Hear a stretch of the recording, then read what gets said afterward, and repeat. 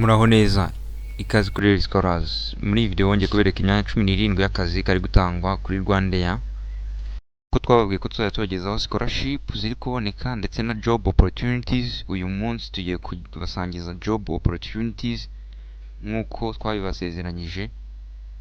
Muhawe ikaze, mwibutsa gukora subscribe, like, share na comment ufite inyunganizi cyangwa igitekerezo ushaka kutugezaho. Ikindi usabwa gukora ni ugukurikira video witonze, udacikwa n'amakuru y'ingenzi agiye gutangirwamo kugira ngo ube wahabwa aka kazi. Nkurikira witonze from first step to last step. Rero turebere hamwe imyanya y'akazi iri gutangwa nk'uko nabibabwiye. Tugendeye kuri positions titles ziri hano, hari imyanya agera kuri 17. Hari ku mwanya wa mbere UX specialist, distribution analyst. Ku mwanya wa kabiri sales and business analyst, product owner and e-commerce support, corporate desk analyst, digital fraud prevention specialist, sales executive, aircraft loader, co-bus driver, GSE technician, communication officer. Iyi ni imyanya yose iri available uko nagiye mbabwira kigera kuri 17, ariko murabona ko imyinshi muri iyi iri gusaba byibura experience guhera ku myaka 2 kugera ku myaka 5, ariko mainly iri kusaba 0 years, idari kusaba experience nemwe ni imyanya 2, aircraft loader na co-bus driver. So ubwo tugiye kubanza guhera ku imyanya iko ari 2 tubanze tubibasobanurire, hanyuma mwe mwamenya iby'ingenzi kugira ngo iyi application yakorwa. Urugero duhere kuri co-bus driver. Tugiye kurebera hamwe details zayo zisabwe kugira ngo iyi application ibe yakorwamo. Cyambere appointment type, akazi kari permanent. The reporting ikaba ibera kuri co-bus driver team leader. Deadline ikabiri kuri 31 z'ukwezi kwa 7 muri uku kwezi. Noneho ma details yose asabwe kugira ngo ube wakora application cyo kurebera hamwe. Ni ukuvuga ngo iyi co-bus driver ubu uri kubona muri department ya ground services, muri section ya lamp handling na unit ya lamp handling. Ikaba location iherereye muri Kigali International Airport. Birumvikana neza ko aka kazi kagomba kuba kari gukorerwa ku kibuga mpuzamahanga cya Kigali, aho Rwandair ikorera n'ubundi. Noneho purpose y'aka kazi ni uko aba co-bus driver baba bari bafite mu nshingano kugenzura abagenzi bari kujya ku kibuga cy'indege. Izi ni zimwe mu nshingano zabo bashinzwe kugenda bakora, hanyuma muragenda munyuzamo amaso, mugende muzisoma. Ntabwo zose nagenda nzinyuramo kugira ngo twihute mbabwire iby'ingenzi, hanyuma mube mwakora iyi application kugira ngo mube mwasaba aka kazi, mube mwagahabwa. Tugeze kuri 3 hari iby'ingenzi cyane: desired profile, declared education, experience na abilities. Ibyo ugomba kuba warize, experience cyangwa ibyo ushoboye. Ni ukuvuga ngo ku mwanya wa mbere ugomba kuba warasoje A level, icyiciro cy'amashuri yisumbuye secondaire, warize imyaka 6. Murabizi ko ugomba kuba ufite A level ni advanced, ugomba kuba ufite advanced secondary certificate yuko asoje amashuri 6 yisumbuye. Ikindi ugomba kuba ufite hano driving license, kategori yo gutwara ibinyabiziga class D1. Ikindi umukandida wa pranga kuri mwanya agomba kuba ari physical fit, nyine ari umuntu ufite fitness ku mubiri, uri fit. Ku mwanya wa 4 ni ukuvuga ngo kugira ngo ukore iyi application urasabwa iki? Icyo cya mbere usabwa ni ukwandika application letter wihandikiye chief wa human resources na administration office. Mwanya wa 2 ugomba gukora curriculum vitae imeze neza. Ndatekereza abantu benshi muri group yacu ku kintu cyerekeranye no gukora CV. Ari ikintu mwaba muzi namwe mutabizi, muraza kujoininga group hanyuma tubasobanurire, tubabwire uburyo CV ikoze neza imeze. A photocopy of passport or national ID. Uvuga umuntu udafite national ID, ufite passport yakoresha passport, ufite ID yakoresha ID. Urashaka n'amakopi ya degree cyangwa diploma yawe, wongere niba ufite hari n'andi certificate waba ubona relevant related n'aka kazi wayashaka nayo ukayazana. Ikindi ugomba kuba ufite abarifero batatu. Ibi rero nibyo bintu by'ingenzi biri gusabwa kugira ngo ube wakora iyi application. Ku bantu bashaka link yo gukora iyi application, mwanandikira kuri 0787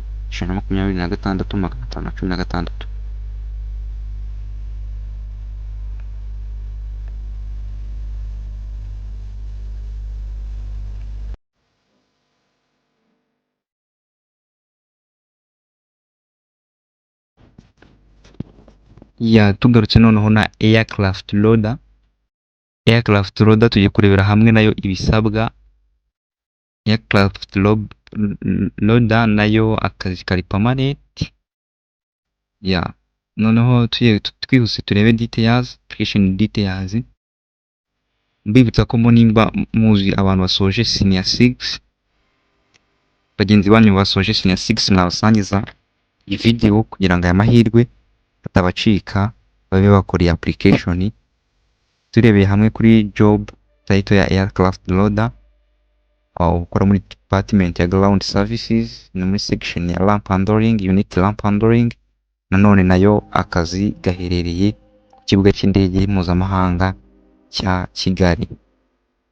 Navuga ngo aka kazi nabwo abantu baba bashinzwe ibintu bijyanye no loadinga na offloading, gupakinga, nyine bapakira imitwaro no kuyipakurura bijyanye no ku kibuga cy'indege, ku gahunda ziba zifashe. Ni ukuvuga ngo izindi duties na responsibility mugenda mubireba muri iyi document cyangwa muri iyi video nk'uko muri kubibona hano, naza kugenda munyuzamo amaso. Twihuse turebe kuri desired profile. Kuri desired profile, kimwe mu bisabwa ku mwanya wa mbere hazamo ko ugomba kuba usoje amashuri 6 yisumbuye, nanone ufite advanced level nibura, kandi ikindi candidate agomba kuba atari munsi y'imyaka 24 cyangwa atarengeje imyaka 30, kandi agomba kuba ameze neza physically. Kugira ngo ukora iyi application neza, ikintu gisabwa ni ngo kimwe mu bisabwa, mwanya mbere hasabwa kwandika ibaruwa wandikira Chief Human Resources and Administration Officer, kwandika curriculum vitae imeze neza, ugafata photocopy ya ID yawe, diploma ndetse n'andi certificate yaba ari related n'aka kazi, ukareba abarifero batatu.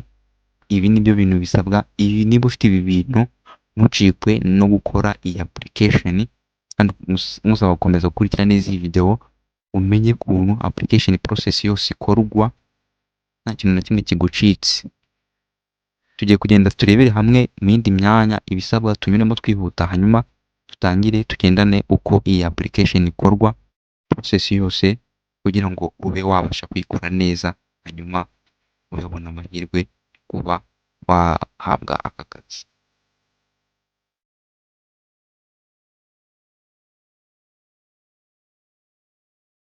Dukomeje noneho tugiye guhera ku zindi, ubwo tuvuye kuri 0 years of experience tugiye kujya kugeza zifite 2 years of experience.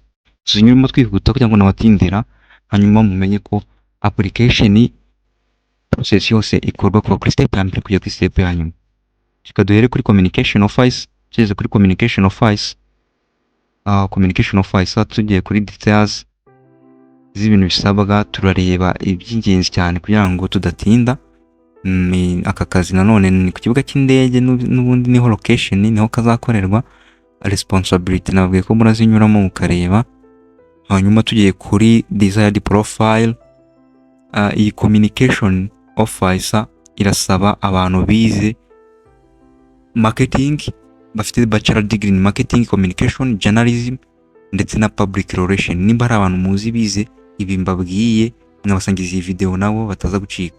Ariko ikindi nanone ugomba kuba ufite imyaka 2 ya experience muri handling mu guhandling marketing communication projects. Nanone ufite experience mu guhandling corporate social media accounts. Ikindi ufite excellent verbal writing and interpersonal skills.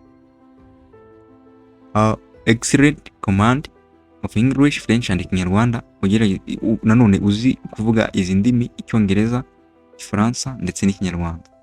Uri proficient, uzi gukoresha neza Microsoft Office, harimo Word, PowerPoint, Excel n'izindi z'ingenzi zose zisabwa za Microsoft Office. Ikindi uzi kwidadapta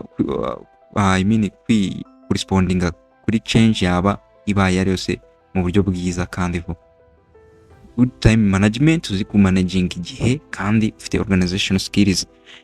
Tudatinze rero, nanone ikindi kintu usabwa hano ni ukwandikira ibaruwa isaba akazi kuri Chief of Human Resources and Administration Officer.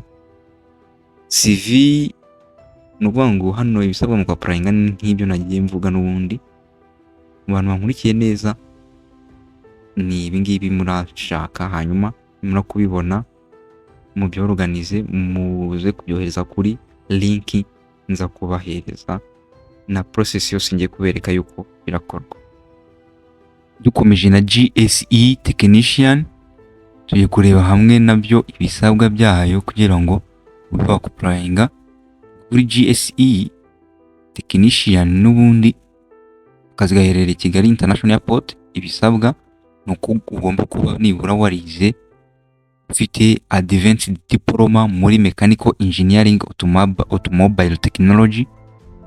Avantage yongeraho nuko ubaye ufite kategori yari yose mu gutwara ikinyabiziga, iyo ni avantage. Ariko ubaye utayifite nabwo nta kibazo, ariko akarusho nuko waba uyifite.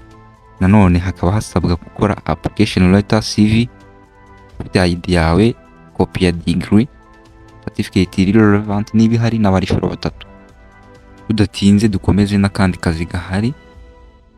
Dukomeje na sales executive.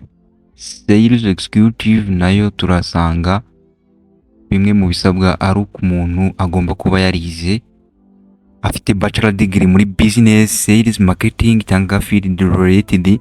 Niba afite imyaka 2 ya experience mu buryo bwo kwihutisha ibisabwa n'ubundi mu applyinga ni ya letter CV n'ibindi nagiye mbabwira. Dukomeze n'indi position. Dukomeze na UX specialist. UX specialist, umuntu ugomba kwaka kazi muri UX specialist agomba kuba yarize afite degree mu buryo ngiye kubabwira bikurikira. Agomba kuba afite bachelor degree muri graphic design, human computer interaction, computer science cyangwa se related field. Ibi nibyo bisabwa. Nanone ukandika letter, ugakoresha CV na ID nk'uko nagiye mbabwira ku yindi myanya bimeze. Dukomeje na distribution analyst. Distribution analyst agomba kuba yarize ibi bikurikira. Agomba kuba yarize bachelor degree in business administration, economics, finance cyangwa se indi related field, nibura afite experience y'imyaka 4. Ibiri muri yo yarayikoze muri ARI in sales, finance or revenue management. Kuri sales and business analyst, ugomba kuba warize ibi bikurikira. Ugomba kuba ufite bachelor degree in statistics, business, finance, economics, information technology cyangwa indi related field. Niba ufite experience y'imyaka 4. Tugeze kuri product owner and e-commerce support analyst. Umuntu wa applying position agomba kuba yarize ibi bikurikira, harimo bachelor in accounting, computer science, information system cyangwa related field, afite na experience y'imyaka 4.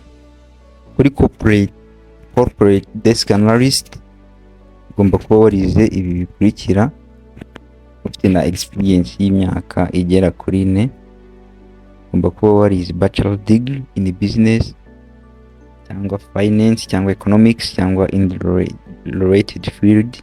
Uzana digital fraud prevention specialist y'imyaka 5, aho usabwa kuba warize ufite bachelor degrees in computer science, information technology cyangwa related field, ariko ufite proven experience y'imyaka 5 digital fraud prevention, risk management cyangwa related field. Noneho tudatinze reka tugende na application process, twerekane tugendeye kuri aircraft loader tuyikorera application, ariko n'ubundi n'izindi zose ni ku steps ziri bukurikizwe. Kuri aircraft loader uraza ujye kuri apply now, hakirike no klika kuri apply now, uzi hano ubone login form. Hano iyo wakoze account already ukora ushyiramo email na password, ukora login, ukora steps zisigaye. Ariko yari first time user ubwa mbere ugiye gukora, ukajya kuri create account here, warangiza ugasoma amategeko n'amabwiriza ukaya acceptinga. Amara gukora accept ugashyiramo izina ryawe hano rya mbere, hano surname, hano email address yawe, ukongera ugashyiramo email address yawe, hanyuma ugakirika kuri create account. Okay, then twamaze kubyuzuzamo noneho, then tugakirika kuri create account. Wamara gukirika kuri create account, ubona ko password yoherejwe kuri email yawe, kugenda ugacekinga kuri email yawe link baguhayeho nkuko tugiye kubiberekana none. Yes, email yacu ngiye hano, urahita ufungura email, uyikirikeho. Numara kuyikirikaho klike kuri generate password. Numara kukirika kuri generate password, utegereze ifunguke. Generate password nimara gufunguka tu generating password yacu. Tukoreshe password hano, urashyiramo password yawe iri strong, wibuka neza cyane. Hano urebe arithmetic question baraguha usolving, hano hari 15 cyangwa 2 nkuko mubibona, ubwo ni 17 icyo gisubizo. Hanyuma uhita ukirika kuri set password. Muri set password barakubwira ko password reset yabaye successful, then niyo login yacu credential tugiye gukoresha mu gukora n'izindi process steps zisigaye zose. Hanyuma reka dukore login kugira ngo tubereke n'izindi steps zisigaye, hanyuma mwe mwakora iyi application neza cyane nk'uko bisabwa. Yes, twaje hano muri form yacu yose uko imeze. Hano haza amazina, hano haza date of birth, igihe wavukiye, unashyiramo national ID yawe, hano gender, hano passport number niba uyifite, niba idahari nta kibazo urahasika. Hano city urimo,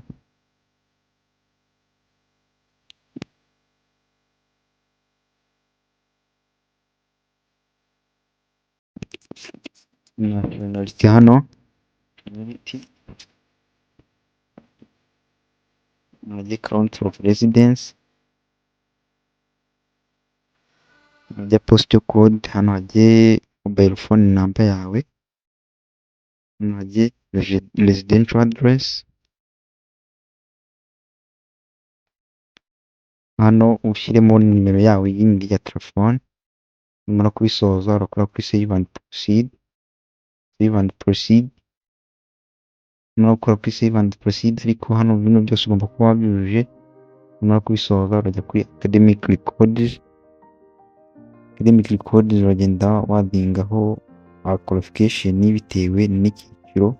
Hano urashyiraho icyiciro wagiye wiga, name of institution, ugenda ushyiraho na document wagiye uhabwa. Numara kwasoza ujye muri professional qualification, naho wadinga professional qualification, watachingiho na document yayo. Kuri professional bodies naho nuko uragenda ureba byose nkuko amabwiriza yabyo abigenga. Hano naho employment history urashyiraho ahantu wagiye ukora. Ku barifero hano urashyiraho abarifero 3 nkuko bagiye babisaba, izina ryabo, organization bakorera, aho batuye, email na nimero ya telefone yabo. hanyuma numara kubisoza uraza gukora submit ya application, ubundi application yawe iba irarangiye.